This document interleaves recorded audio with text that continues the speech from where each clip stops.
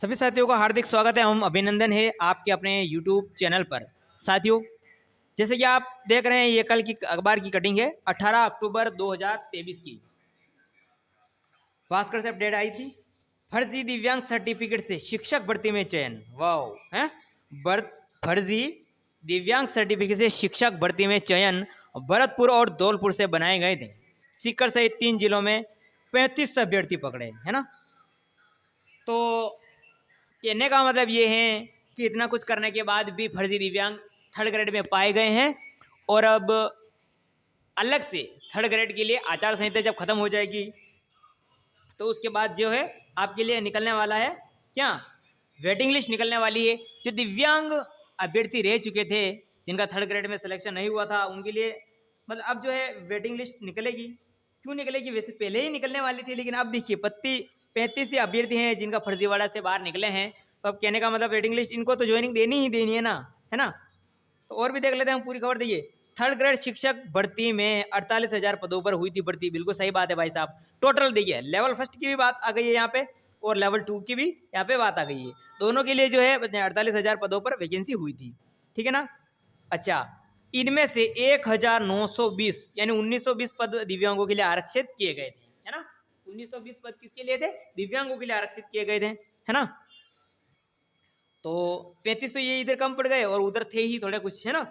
तो अब जो है अब वंचित अभ्यर्थी देखिए, यहाँ पे देखिए वंचित अभ्यर्थी चयनितों को चुनाव के बाद करवाई जानी है ज्वाइनिंग, है ना।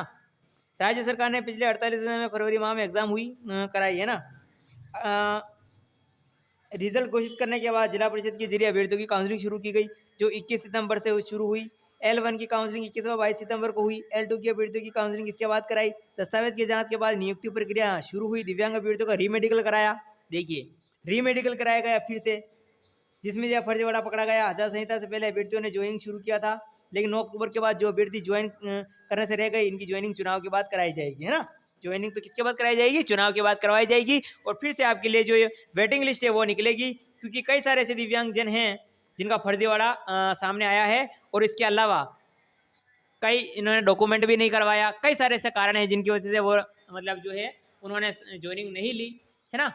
हाँ, किसी का फाइनल में सिलेक्शन नहीं हुआ था किसी कारणवश, तो वो सीटें बहुत सारी बाकी है। तो अभी दिव्यांगों के लिए वेटिंग लिस्ट निकलने वाली है। थर्ड ग्रेड लेवल फर्स्ट की अगर मैं बात करूँ तो, थर्ड ग्रेड लेवल प्रथम की अगर जहाँ तक मैं बात करूँ तो बहुत सारी ऐसी सीटें हैं जो अभी तक खाली है, जिनके लिए वेटिंग निकलने वाली है ना।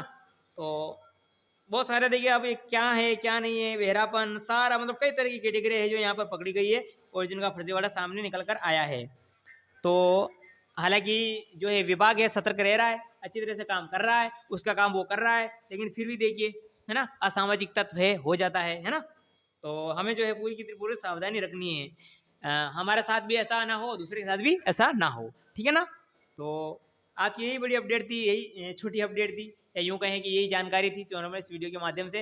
अब आपका कोई क्वेश्चन हो, कुछ जानकारी हो तो आप कमेंट बॉक्स में जरूर लिखिए, आपको फिर से मैं अवगत करूंगा, ठीक है ना साथियों। मिलते हैं अगले वीडियो में।